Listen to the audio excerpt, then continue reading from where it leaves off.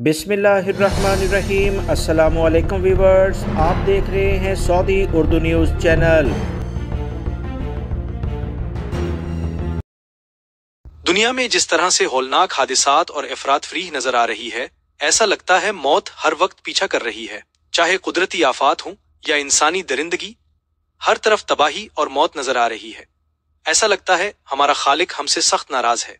हर तरफ शैतानी कुव्वतें हावी हो रही हैं। अफसोसनाक खबर अफगानिस्तान से है।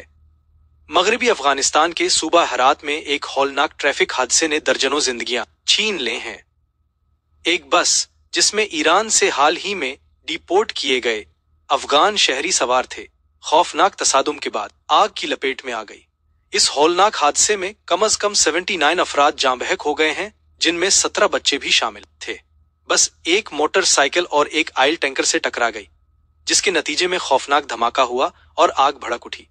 ऐनी शाहिदीन के मुताबिक हर तरफ आग थी, चीखो पुकार की आवाजें थीं, मगर हम 50 मीटर से करीब भी नहीं जा सकते थे। अस्पताल के हुकाम के मुताबिक कई लाशें नाकाबिले शनाख्त थीं, जिन्हें पहचानना भी मुमकिन नहीं रहा। ये बस इन अफगान शहरियों को ले जा रही थी जिन्हें ईरान से वापस भेजा गया था। दूसरी गवाही के मुताबिक ज्यादातर मुसाफिर खवातीन और बच्चे थे, जो बदकिस्मती से आग की लपेट में आ गए। तालिबान हुकूमत ने वाक़े की तहकीकात का हुक्म दिया है और कहा है, हम इस सान है में जान की बाजी हारने वाले तमाम अफगानों के लिए अफसोस और दुख का इजहार करते हैं। अक़वाम मुत्तहिदा के मुताबिक सिर्फ रवां साल में ईरान और पाकिस्तान से 15 लाख अफगान शहरी वापस आए हैं। ये लोग अक्सर बगैर घर, बगैर वसाइल और बेरोजगारी के शिकार होते हैं, और इन्हीं हालात में ऐसे सानेहात उनके लिए मजीद दर्दनाक साबित होते हैं।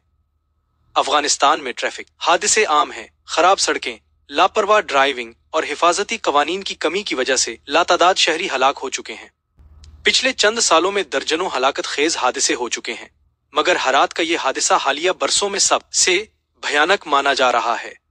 ये वाकया हमें याद दिलाता है कि किस तरह गुर्बत, हिजरत और बदामनी आम लोगों की जिंदगियां अजीरन बना देती हैं।